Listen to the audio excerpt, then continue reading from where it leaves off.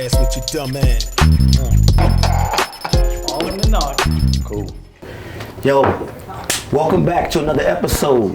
Beats, Bars, and Bourbon. Bourbon Boyz presents. It's your boy Steezo, the homie B Bull, brother O'Shea. We're here for another episode for y'all, man. And listen, we got a special guest for you today. This guy, man, here, listen. I don't even know where to begin. But what I'll say is this much. By trade, he's a graphics designer. He's someone that's probably nationally recognized for his work on the hit Showtime series, The Shot. Yes. HBCU alum. Yes. DMV born and raised. Yes. All right. And a super intelligent brother, man. It's a pleasure to have Brian Brody on the show with the Bourbon Boyz. Come on, y'all. I appreciate that.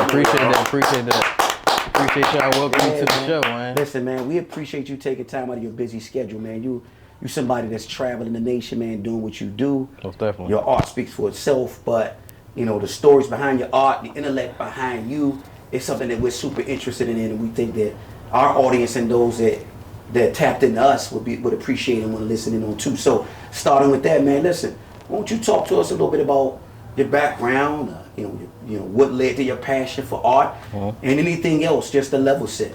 Right.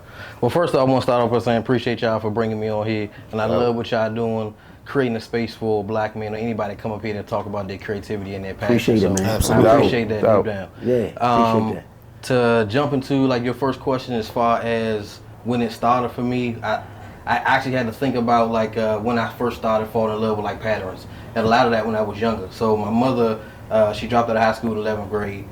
So she didn't really have a lot of education. So she used to like clean houses. So a lot of her clothes she used to just make. So growing up, I used to always seeing her mismatched patterns, creating dresses and everything for herself. Wow. So I feel like that was like my first love or connectivity like with like patterns. But the art that you all see today, that started, I got introduced to that when I got to Bowie State, which is an HBCU in Maryland. Shout out to HBCUs, guys. Shout out Shout Bowie them State, out. BSU, of course, y'all Morgan. LSU, we in. Of course, of course. But yeah, so when I got to Bowie, that's when it got introduced to me. I mean, since a kid, I feel like I've always had that small gift of like wanting to do art. I was a kid in class that was like drawing and doodling when the teacher was talking. And a lot of times I was paying attention, but I had to do something with my hands because of what I was thinking. Right. So that just transitioned all through elementary school, middle school, high school. You look at my report cards, it's like, he listens, but he's not attentive. He's in the background, man. he's not paying attention. I'm like, Grades look good, but he's Right. always distracted. and I didn't really know that then, that it was gonna lead to this, me still like thinking and writing down what I want to create, you know what I'm saying, and drawing with my hands. So, but getting to Bowie State, I fell in love with graphic design. My undergrad was fine arts, but I got exposed to drawing and Chaco and photography and everything. But what I love about when I got introduced to digital art, I can literally take all those elements, like the painting, the collaging, the photography, the manipulating of colors that I can do way better on a computer versus like using oils or like acrylics. Gotcha. And it just felt natural to me. And one of my favorite quotes is like, art is what works. And for me, this works for me. And I feel like with being an artist, you have to create your own lane. And I feel like that's what I did. So Bro. that's the birth of what you see. Funny you say that, man. I know some artists that did some different techniques, like some dudes would do their art on cardboards, charcoal, and then do this glossy material. Everybody got a different canvas. Yeah. And that different canvas is a different lens or a different style. It's like music or rappers, Everybody got a different style. Right. You know what I mean? But that visual art piece that you get in the end is what takes that artist over the top, man. Yeah. Botany, you definitely have an affinity for plants. So, what inspires you to where you incorporate plants into a lot of your work, at least your new work or your work today? I feel like it's connected not only to like my growth, my mental growth, but just connecting it to nature, which like we come from. So I feel like I grew up in a very, very religious and kind of like spiritual background. My mother was Jehovah's Witness. Within that faith, they teach the connection between like man and like earth, and how you should respect it just as much as you respect yourself. So I feel like it was always those seeds being planted into me. So I feel like the flowers that I incorporated is connected to us being a part of nature. And when you try to separate yourself from it, that's what leads to like all the shit that we dealing with today. Where, you know, like capitalism or somebody caring more about money than like the actual trees that help us breathe, the shit that's gonna keep us alive. Hell yeah. The shit that's like that grows naturally and takes care of itself naturally without our help. And it's gonna be here before it was here before, and it's gonna be here long after. So it's like paying attention to that, just like how we pay attention to our own selves. Yeah, man. Yeah, aching that to even ancestors, right? And the story of ancestors and like losing sight of that, history repeating itself. No, I feel that for sure. It almost, you know, it almost gives a feeling of self-healing once, you know, you really look deeper into the leaves, man. You know, that's deep, man. That's deep. I know you're a deep brother, you know, just by looking at your art, but the leaves give a indication that life is beautiful to me. You know what I'm saying? Yeah, every day when the sun hits you, man, every day above ground walking, it should be like honored, it should be cherished, it should be like respected, you know. But I feel like we've gotten so far off the path of like potentially why we're here, what we're supposed to be creating, how we're supposed to be connecting, helping each other grow, like not seeing differences as like something that can be used to separate you or put you in a box, but understanding that everybody is different for a reason. I tell my sister and a couple other people all the time, I feel like I don't know if you want to be religious or spiritual, whatever you want to connect to, I feel like if God created, like they've created over 160 like dogs, it's like over 200, 300 species of like plants. But when it comes to humans, it's like it's only supposed to be one. Like why would his level of creativity, why would the universe's level of creativity stop like and make humans, who are some of the most powerful beings here, like just one? Like we're all here to individually like contribute in our own way. Absolutely. Once you figure out what that is, I feel like. Speaking on that connection between people, I do a program where I work with kids and teach kids art, right? So we do a bunch of different medias. We do photography, dance, theater. What do you think, like, and I feel like young people, especially young black kids, have so much talent that's just not tapped, that they don't tap into. How do we tap into the artistic talent of the young people? My recommendation, I can only speak for myself, is understanding like your why behind it. And also know that we were born to create. The creator gave us the gift to create. All of us have like our own special talent in any type of way, if it's poetry, writing, singing, dancing, but it's supposed to be used for some form of like service. I feel like that's why you see dances, you go to plays and they lay it out there on the stage. And then at the end, everybody can feel it and they're clapping. Some people are crying after they seeing like some of these performances. Like it's your way of like healing, using your gift or using your talent. So it's like, I feel like it's showing that or telling the young children that they have a gift and letting them know how important it is, you know what I'm saying, to the world, by like showing them the different other gifts that black people have put into this world that they already left before, our ancestors. To follow up on that, what was that moment for you where it just turned your light on and said, this is what I'm supposed to be doing? I was preparing for my first show. It was a small show. It was like a speakeasy / like cafe. And the night that I finished like framing all my stuff, I was sitting in my living room and I literally started like crying. I couldn't stop crying. Because at that emotionally moment, overwhelmed. I was proud of myself for continuing to go. But also I was looking at it like, I don't really have nothing else. So if this don't work out, like that's it. So a lot of times that's the best way to be. But to go to my first show, or maybe I think probably like my third show, I had a piece. Actually, this one, Pluck Flowers. I was in New York, and after explaining the story, a guy that was standing there, I was talking to, he started bawling, crying in front of my That's booth. that shit right there, man. You know, that's that shit, man. To it. And it was a real emotional like connection. Well, it's a deep piece. Talk about it. If you don't mind, share with us what goes into this creative piece here. Pluck that. So pluck flowers. So like I said, I try to incorporate nature in everything. And as you know, like I'm a big nature-like freak. And when flowers bloom, they get to a certain maturity level, they can pollinate. Other things in nature help them pollinate to actually like make everything else around it grow. But that flower still has to be there. I feel like as black men in this country doing research of like how many black men are killed by police on like a yearly basis. I think in 2022, I think over like 100,000 people are actually killed. That's crazy. So like black men are getting killed like 18 per million, where whites are getting killed, white men are getting killed like 6 per million. So and we only make up, 13% of the population. So They killed it 3 times the rate. Three times, man. the rate. And it's not just, I don't want to just focus it on the police. I want to focus it on our neighborhood as well, because also just young black men in the community are dying by gun violence by each other. Yes. So I feel like too many black men are getting plucked from this earth too soon before they can get to a level of maturity to give back to their community. To pollinate. To pollinate and make everything else grow. Like how you brought up your students that you talk to. Like you are that still growing flower that's still helping everybody else grow behind you. Right. I love it. I love it, man. Did some reading on you, as we were talking, man. You said that guy was crying, man, at that moment, man. Did you understand the power that you had in your hands, man? Like, did you understand at that moment you were like Michael Jackson with those fans in front?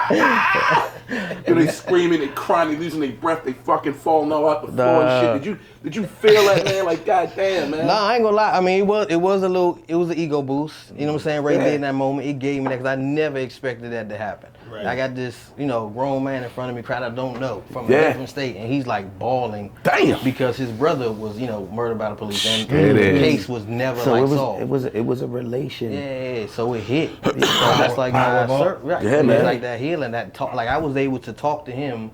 And like I was able to make him feel like something that was like trauma, but it was not like it wasn't like a sad cry. It was like a happy therapy cry. Damn, like you here for me. Yeah, you touch me in a way where it's like you're here for me right now because you're giving me therapy. Yes, and like I brung up an emotion that probably happened years and years ago. So that's the power of art that he's still dealing with. Yeah. Oh, no, go ahead. No, I was gonna say, Osei brought up, any type of perspective or insight you got for youth, and just trying to find that passion, so to speak, to continue or push yourself as an artist. So a part of that pursuit, of whatever your passion is, there's the challenge of exhaustion, right? Like throughout that journey of trying to be great at what you do, it's exhausting. There are mistakes, there's failures, and that takes some resilience to overcome. So I guess for me, as an artist, as you mentioned before, you were a starving artist, and it came to a point where you finally had that opportunity, that it was an emotional, overwhelming kind of thing, like, yo, this is it. Right. Like, do you think what really poured into why that was an emotional moment is because of the blood, sweat, and tears to that point?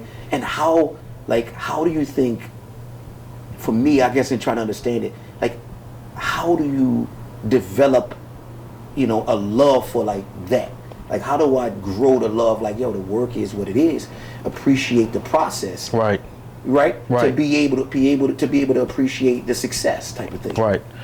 I feel like it's a connection, like, because my piece is directly connected to the things that I'm learning, and like the things that I'm learning, I'm able to put it in art form, and people are able to like connect with the things that I've learned from reading. So it's not just the actual picture, because each picture has a backstory. And the backstory comes from me researching and connecting to something that potentially was either traumatic or a happy moment for somebody else. So they're not only connecting to the art, they're connected to me learning, taking the time to learn everything, and then like a tree branch. Yeah, and trying to then, after learning that, creating a piece that speaks to what I just learned and let it convey that same message. You know? Yeah. So I've seen a couple of your pieces, right? And you said Moms, was a pattern person. And as I look at these trunks on this god body and this, pluck feathers piece, can you please break down the pattern in the garment on the bottom garment?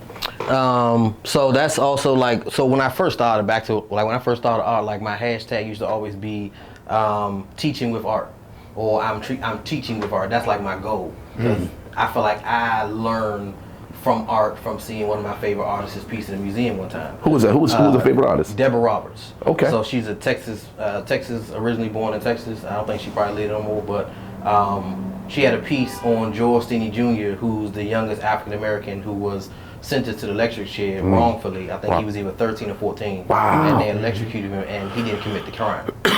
Well-known story. Yeah. When I saw that, I didn't know all of it, so I went to read the rest of it, and it just touched my heart, touched my head. I was like, you know what?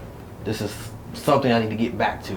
Yeah. Because I feel like I lost that after I graduated. But to the circles in this, as you know, like if you cut down a tree, it's different rings inside of it. Right. And each ring will tell you how old that tree is and how long it's been on the earth.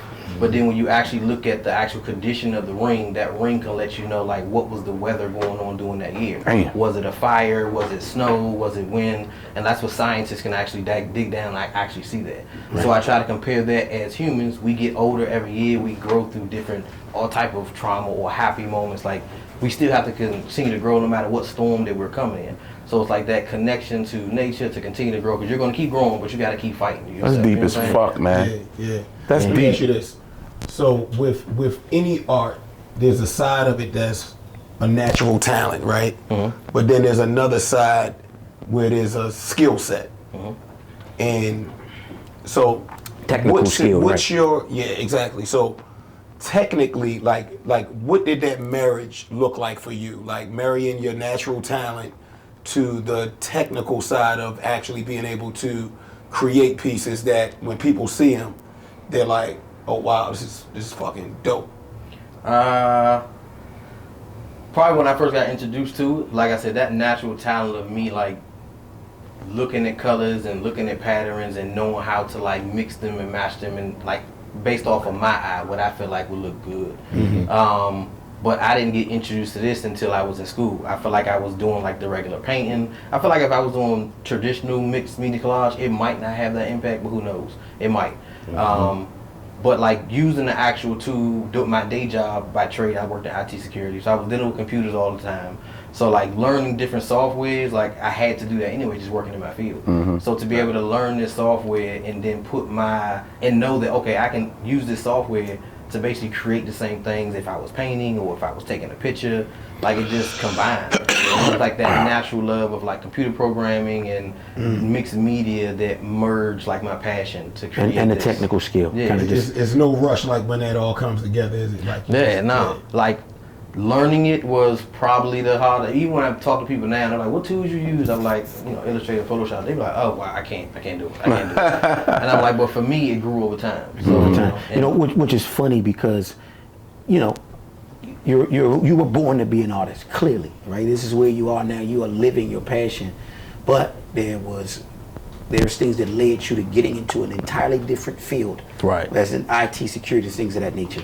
It makes me think of this word that comes to mind, which is from one of my favorite books, The Alchemist, Maktub, right? Your destiny is written, right? So you, with your mom and her struggles and her mixed patterns and seeing that and that kind of like sticking with you, or you being this starving artist and being introduced to digital art in college and pursuing that passion, but realizing that, hey, no, I need to do something else to get me to this next level, getting into IT securities, which is a different thing altogether, but prepared you to this mixed media, this digital art kind of phase where you are now. It clearly was a necessary evil going that route. And it's a hell of a thing to fall back on. It's the game changing art. You know what I mean? Facts. Like, and that's how I keep telling myself. I had to tell myself that shit like the next day.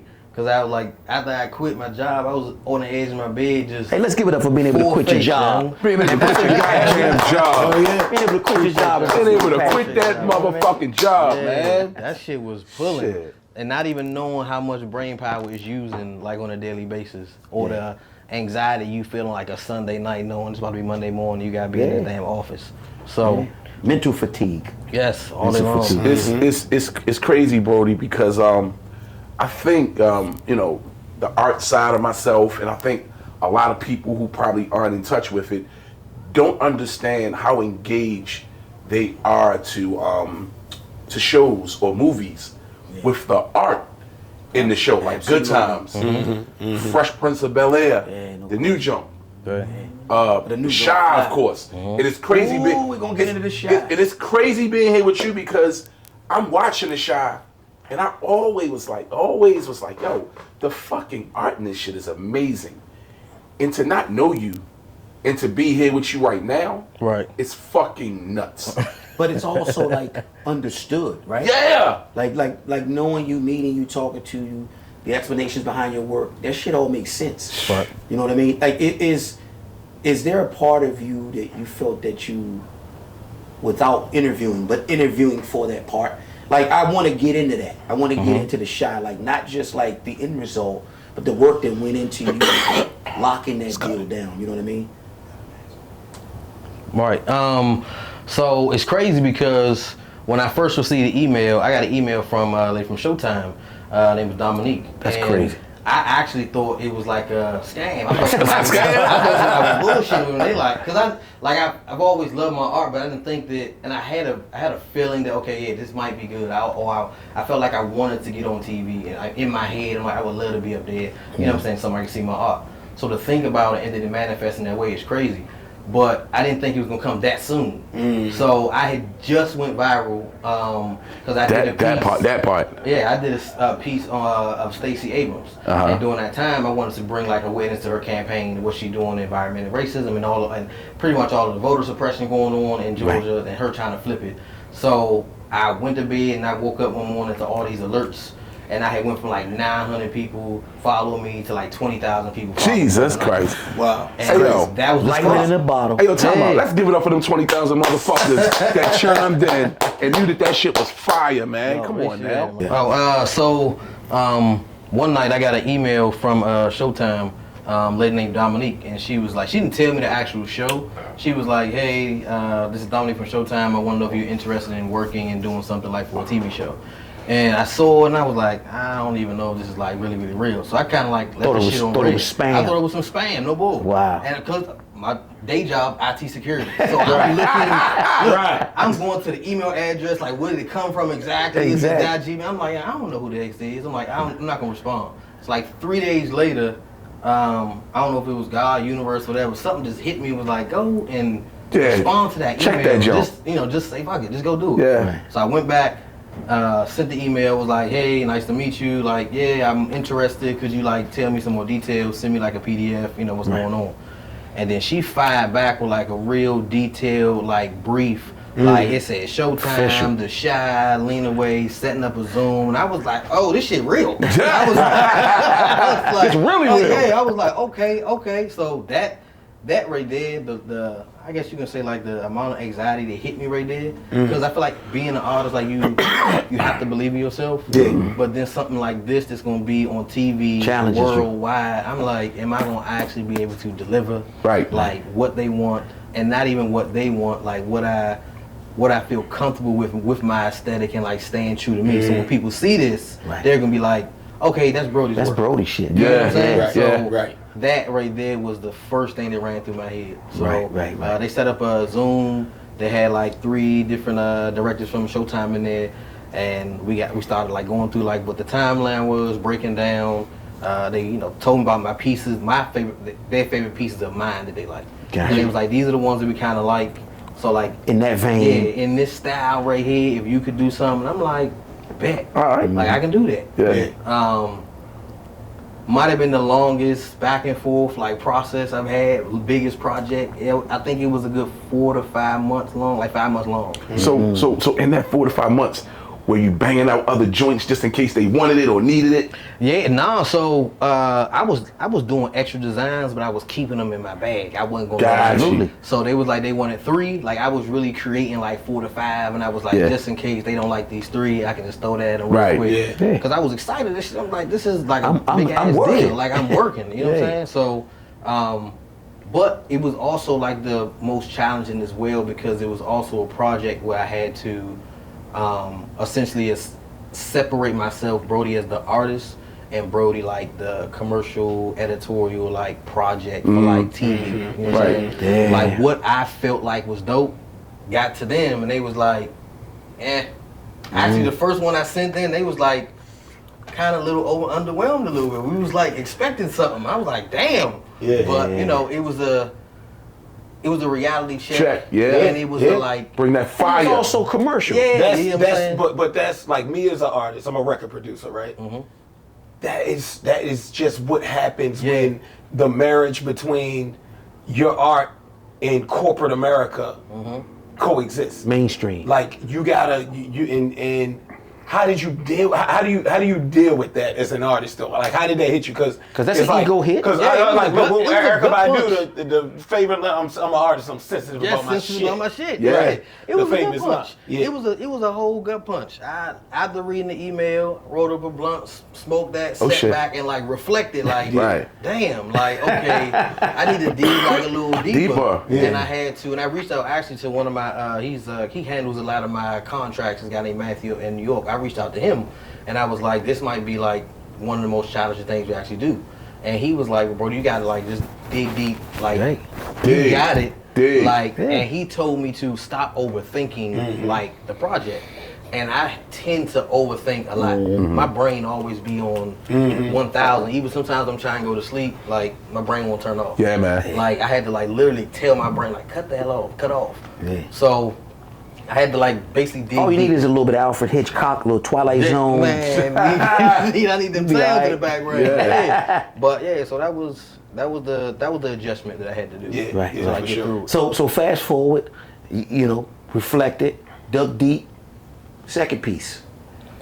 Second piece, they came back with the thumbs up, and they was like, "You're on the right path now." Okay. You get what I'm saying? Yeah. So I still, even from that, I think I went through a good maybe 8-9 rounds, which is a lot when it's back and forth and changing, not just like. Right. And sometimes I feel like when people hear that I'm a digital artist, they don't think how much change goes into like creating a whole new piece. Yeah. It's not just like pulling one thing off and just like hit the, all right, this is it.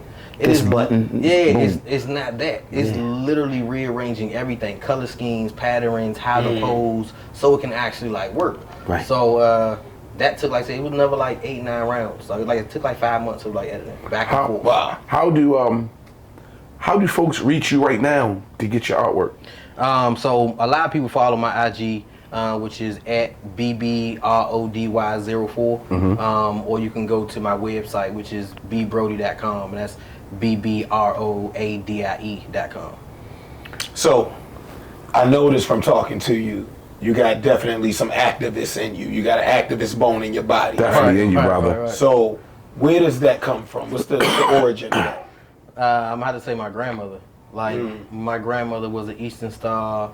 Talk about that. What's an Eastern Star? So it's I mean, you can compare it to like how like they have like sororities or fraternities on like college campuses, but these are like elite or private like organizations that give back to the community, but they're outside of like college. So you have women who pay their dues, and they have these organized meetings, and a lot of it is about giving back to community. And it's also like a deeper level of like connection. Sometimes they work hand in hand with the church, right, you know, as far as giving back. But I mean, essentially, I feel like at the core, it's a social. Yeah, it's a social group to empower people who look like us. Right. So my grandmother was part of that, and I used to drop her off sometimes at her meetings right down here in DC. She didn't go to their chapter over here in Southeast and go to their meetings. But she was the grandmother. Whenever I got on the phone with her, she called. The first thing she was asking was, "Are you watching the news?" And I was like, I mean, it don't matter how old I was. Like, it can be elementary school, middle. She's like, "I hope you're watching the news." And I'm like, "Nah, I'm not watching the news right now." But sometimes I would turn it on just to like appease her and like download some of the information. But then I'm like, nah, somebody getting bombed here, somebody got killed here, somebody getting kidnapped here. Like, I don't want to download that much. I gotta take it in portions. She'll sit there and just download it. Man, that's older folk though, man. That's older folk, man. They've been in a different place, a different struggle. So their thought process on what they're seeing is like, you know, it ain't even consumerism. It's realism. Like, yo, this is what it is. Like, yo, you gotta eat this. Yeah, this is what it is. Yeah, my grandmother 92, so, and she's from down south, so she lived through Jim Crow. Shout out to grandma. Shout out to Gramps. Living through a whole lot of shit. So she was your early influence in terms of that activist. Yeah, most definitely. She was also the grandmother. When I went to her house, she would always ask me, "Do you know that I have a dream speech? Like you should remember." That's deep, man. I love it. I love It it. don't matter Yeah. every time. Me and my sisters and brothers, that's who she was. So You know what's crazy? I think parents should do that to kids right now. You know what's funny? And I'm gonna shout this out. And we never do this, but there's a company called Urban Intellectuals. I don't know if you've ever heard of it. They make cards, like deck of cards, and a deck of cards is. you know what I'm I talking have? Yes. Yeah, so they make these decks and series of decks of cards, and it's information about Black history. And I bought a couple of series, and I would sit there with the kids, and I'd be like, all right, boom. There's one side that's a picture, and one side that's a story. Like, hey, look, and then memorization kicks in. Like you see it a few times, we talk about it, round table, and we would do that, and they would get in that memorization. As a parent, you thinking like, man, this is such a fucking hassle. But what you really are hoping is that something soaks in. Yeah. You just don't give up on doing it. Yeah. But anyway, my bad. Yeah, those are them seeds. You planting seeds early. Trying to. I gotta get back into it. We did it for a while, but then the toughest thing for me anyway about parenting is like understanding that shit is a marathon. Yeah. Because as these kids get to these different ages, a different challenge presents itself. Yeah, it's a different world. My girls are 13, 16, 22. They giving me the business. Right. They give me the business. You know what I mean? You but fool so that it's like, yo, Steve, you got to push through and you built for this. But there's a lot of self-reflection and a lot of questioning me as a parent and a dad and all that. But it's a journey that I'm here for to my last breath. Right. Man, Steve-O, man, you said something, realism, or was it you, Brody? Realism, Realism. Reality. Man, we were chatting up the other day, guys, and I just wanted to just jump back on it real quick. Not to jump over, but just jump right on this AI intelligence with Artificial intelligence. say like Timbaland takes a song where he got Biggie spitting to I ain't like it, bro. I'm sorry. I wasn't a fan of, and this is why. Like, not to cut you off, but I know where we're going with this because we talked about it. Yeah. I'm not anti-artificial intelligence. I'm not saying that. However, I am all about preservation of one's craft and one's existence. Yes. Yeah. Way more than I am artificial intelligence and what that assimilation feels like. So Timbaland, who's a creative, right? And maybe he's exploring some things. I'm not in his space. But he said something when he was talking about it on that IG post. I've always wanted to work with this artist. This and this and that. We're going to figure this shit out. Yo, look what I put together. I was offended. I was offended. I know exactly. I'm like, I know exactly that Timbaland, feeling. someone that's in the industry, someone that understands one's own creation and the preservation of that. Why would you entertain it? But let me, from a record producer standpoint, right? The technology is what drives artists. So like artists have been driven by technology, especially hip hop artists, Especially behind from the MPC 60 to the SP 1200 to the Kai S950. Right. So technology has always driven artists. Like if you look at a record producer is driven particularly not a musician necessarily, but a record producer has technology on his back. So let me say this then. That being said, is that a slight to the rapper? Because we're talking about DJs, we're talking about production, we're talking These guys about are fired behind the up. boards. Yeah, these guys are what fired about up. someone whose voice is who they are? Their words and who they are, where they come from me. So you're going to recreate who's not Biggie's bars, but it sounds like Biggie, and that's okay. That ain't who. Well, there's a Go ahead. Mm-hmm. I was just gonna say there's a healthy medium that needs to be reached, but it's the Wild Wild West right now. It really It's the is Wild right Wild now. West. Like Artists selling their the masters. technology is out there. I'm just saying that a producer looks at these boards and gets excited.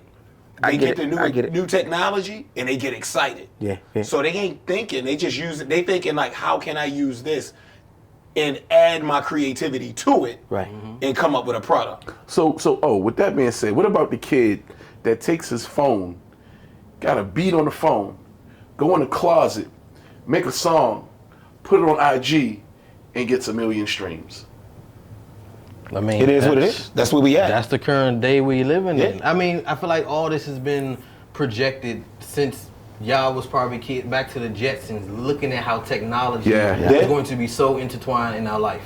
Right. And we're living in it. We didn't know it was going to recreate dead rappers' voices. You know what I'm saying? Like, that's just how fast AI is actually growing. Yeah, But they've man. already told us that AI was going to be all through our lives. Look at all, I mean, some of these, like, what is it, the old movie, like, Conspiracy Theory, like, all those shows that basically depicted, like, technology taking over the world, Absolutely. running it, Absolutely. like, learning from us, and then actually, like, destroying us. You know? Yes. Not to that far extreme, but in a way, But it is. destroying But us. it It's is. taking people's Yeah. jobs. It's making people not be able to get money. Freaking it's learning RoboCop. from people. You know what I'm RoboCop saying? and- And how do we make money?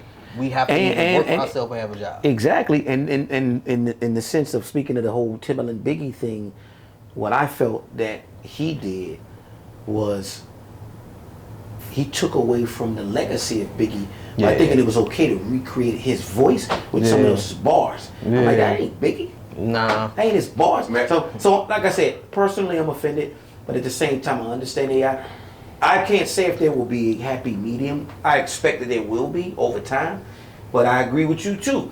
He is a behind the boards guy. He's excited about one thing, but as someone that's like, my voice is my living, my thoughts and my expression is my living. Yo, that's offensive. Hey, and how much money they can make off of it? Yeah, Look how because they gonna monetize that they shit. gotta protect their names, they gotta protect their voices, their royalties. Like, You gonna have a motherfucker I heard- playing fake Biggie down the street. I heard, fake I heard Biggie exactly. Smalls rapping New York State of Mind by Nas.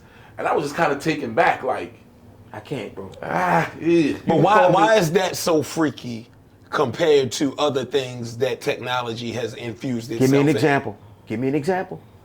I mean, everything. Give me an Auto-tune. example.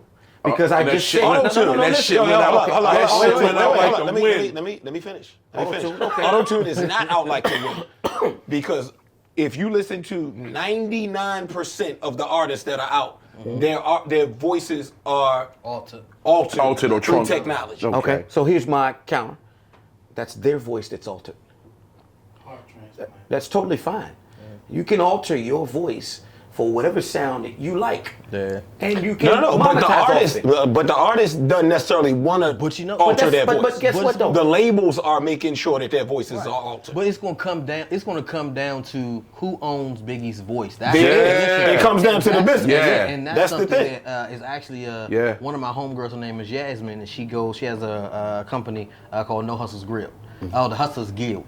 And she's going around Hustlers to school Guild. to actually teach like athletes or young athletes about owning their own property, owning their name, Intellectual owning their shit. property, You know what owning I'm your saying? shit, yeah. Exactly, and that's gonna come down to it. Yes. Yep. So it's not really gonna be like the whole disrespect. They're gonna be like, well, he's gone, but I own the voice. We own the voice, so we can do whatever we want with Absolutely. it. So like looking at this is like, I feel like looking at it as a learning experience where if you are an artist, rapper, whatever it is, get into the business side of like owning your voice, owning your rights, owning everything about you as a person, so nobody else can profit off of it. You know what? And that's a great point, because video games with athletes, it's why Charles Barkley isn't on any games. Yeah. Right? Like Charles Barkley made it very clear, like, nah, you are not going to parade me around in a video game without me owning a percentage that I feel is comfortable for me. Caesar, but you know it's the O'Bannon brothers who made that shit official. They did. Where they sued the I can't even remember who college they sued. basketball game, because like those are our rights, you know, and they want a lot of money. I used to beat the shit out you in March Madness. Georgetown over Syracuse. Oh my God! There you go. Kansas, Rock Chalk, KU. It's the bury you bastards, Biggie style boys. Sorry, My I bad. just wanted to make him My remember. bad. My Real bad. quick, he ain't gonna remember. But no, like all seriousness, I get Timbaland's his stance as someone behind the boards. And listen, I'm not a rapper. I've never been in the industry or anything, but as someone that appreciates the artistry in it, I took it as an unintentional slight of Biggie and who he is. And maybe Timbaland said, yo, I'm gonna get the rights to do this from who owns his voice, and he thought that was fine. Or maybe he thought people would love that shit. They want that shit because wax. it's been You want that mixed shit reality. wax. Look how many people gonna hear that young who love Biggie and be like, you know what, I can get. Oh, they gonna jump I on can it. work with Biggie when I get older, or I might be able to work with Pop or anybody. And who passed the thing away. is like the young people look at technology different than the older people. Hell yeah, true that. It's just they True don't that. even think that's a thing. They don't. They don't. Like, They don't. It's just- And I'm not it's knocking just- them for it's being just- disconnected. It's just regular. But is It's it just- not a disconnection? Hold up. It's just like Not in their world. Yeah, in their world is not. But, On- but, on but to American me, Saga. that's a cop out. Hey Steve, on the American Saga, when the RZA was in the record store buying some records and some instruments, and that old artist said, "I know who you are. You know, you just sampling, you just stealing our stuff." Bingo. And That's the same thing. So when rappers were Fair point, sampling, Brandon. when Fair point. rappers were sampling, that was looked at by the older Yup. generation like It's terrible and y'all wrong. are using technology in the Yeah. wrong way. Viewing rapping as not being music Yeah, and all this other absolutely. kind of shit. I get it. They point. generationally went through it. But again, I gotta stress the intellectual property of an artist and their voice. Right. To me, that's just That's all you have. Yeah. Oh my God. Yeah, somebody's It can't voice be and it any sound more just like them personal and- than your voice. There's a whole bunch of Drake That's all I'm songs saying, out. man. That's all I'm But saying. it's all about ownership. At the end of the day, it just comes down It's to the ownership, business of it. right? It's who This is owns a that learning voice. lesson to us because Right. we're still behind in some of these business traits. You get what I'm saying? Yeah. Yeah. All right, so at Beats, Bars, and Bourbon, we do this all the time. We ask artists what are their top 5 artistic influences. So from a hip hop standpoint, who do you like? I mean, you're an artist, so I know Right. you're sensitive to art. Right. So we are curious to who you like. Top 5 MCs of all time. Comes to rappers, I have to start with like Tupac. I grew up listening to him. Like my oldest brother, that's all he played. That activism. Yeah. And that dead mama shit fire right now. His poetry, The documentary. his writing, everything. You know, it's and great. he was talking about real life, like Yeah. shit that was going on in the black community. Right. And he was like one of the first ones to give it that raw. You get what I'm saying? Gotcha. Yeah, super raw. Yeah. So All right, let's stop you on Pac for a second. Okay, We're going to pause you on a okay, second. Okay. So, you think Pac was lyrically nice? You think he was dope, like as an MC, like? Well, I mean, all right, so Cause your 5 is your 5. Your 5 is your 5. yeah. I'm just curious. Yeah. I mean, because when I look at like the rappers that I listen to, because I also have like J. Cole on there, Big Crit, and some people look at Big them Crit. as like, you know, that ain't really it. But I'm listening more to Yeah. like the actual message. You get what I'm saying? I feel Crit that. definitely fire, that's bro. where my connectivity like to the rap went. Cause I'm like, I guess you know. You have some music where you like, you know what, I want to pop this in and I want to actually rap. Yeah. And some music is like club music. man. And some music is like I'm sitting on the couch smoking a Pac blunt. was Right. the You ultimate get what I'm saying? influencer. Some of it is like inspirational. Yeah, exactly. So we got Pac 1. Yeah. Cole, Crit. Cole, Crit, Look. J. Cole. I mean, I would say it's a battle between Jay-Z and Nas, but I mean, I would say I lean more Jigga. Jay's like. So we said you had Pac. You giving me Jay-Z, man. Yeah. You said Give Pac. me Jay-Z, You said man. Cole. You said Crit. Jay and Jigga. Nas. Yeah. 5. Is it not or no?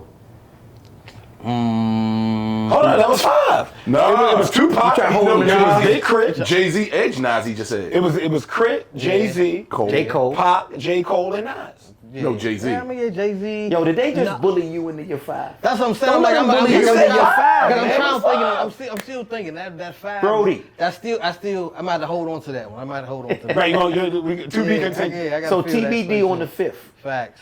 Okay. All right, Now, with that being said, which is this is a tradition with Beats, Bars, and Bourbon, talking about your top 5 influences musically, whatever.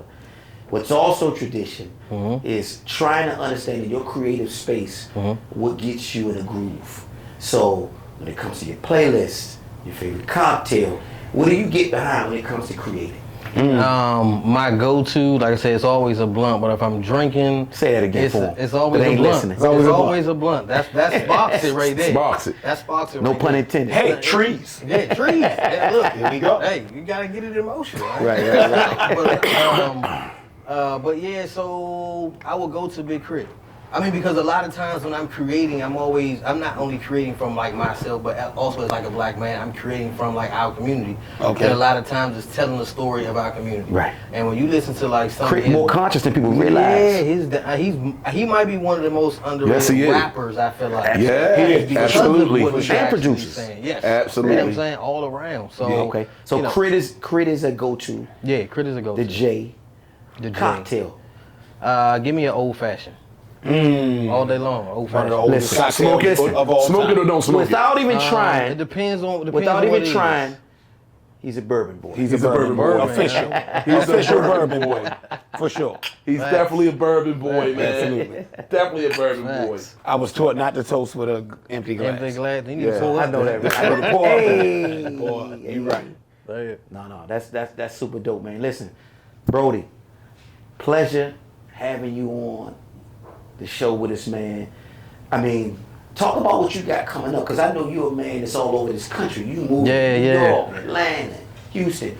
What do you have going on? So over the next 6 months, what you got going on? So actually, this weekend, if you're in the DMV, I'll be in the Bethesda Fine Arts Show. That's gonna be in downtown Bethesda. If you in New York or up in that area, Connecticut, I'll be in the not Old Town. The other art fair is gonna be in Brooklyn. That's gonna be the 18th through the 21st. Of May. Yeah, of May. Okay. And then I'll be back in Chicago in June for the Old Town Art Fair. That's going to be June 9th through the 11th. But as far as projects, I ain't gonna lie, I'm kind of blown. I'm still coming down off of this feeling. So y'all big rap heads. So I got commissioned to do the book cover for Black Thought. He's coming out. Damn! But That's huge, bro. Yeah, but here's the thing though. Damn! I got some bad news because you can't win them all. So actually, I submitted a couple rounds, but me and another artist was basically battling it out for it. So, but I got the bad news this morning. I didn't get the cover, but his book, his memoir is coming out next month. Okay. So that's been the project I've been working on for like the shit. last couple of months. But good news is they told me I can still use the images I created in my portfolio. Dope. So I'll still be able to showcase it. That's what's up. Real quick, can you give some inspiration to young artists coming up? Just some inspirational words, man. First and foremost, I would say if you're a creative, figure out why you're creating. Understand your audience and who you're trying to reach, and dig deep so you can ultimately find like your voice. Until you find your voice, like nobody else is gonna be able to truly hear you. Facts. It'll come Very and play the more and more you deep like the why you're actually doing it. Use your gift or your talent as a service. Like Martin Luther King said, everybody can be great because it's measured off the act of service. So if you're using your gift for service, then you're gonna make it. There's no love it, man. heights you can't It can be reach. incremental too, right? Yeah. It can be incremental. Yeah. Nah, that's dope, man. Yeah. Yo, listen, brother. Love having you on, man. Yes, Appreciate sir. it. This is a dope Appreciate it. conversation. Sharp mind, man. Very Appreciate it. sharp, smart brother, man. Thank you, man. Appreciate Absolutely. it. Yo, Yeah, y'all absolutely. tuned into another episode of the Bourbon Boys. We always try to give y'all some different shit, some fly shit, some intellectual shit. We just want y'all to appreciate the fact that within our culture, we covering all lanes, man. We ain't missing a beat. Dope experience certified.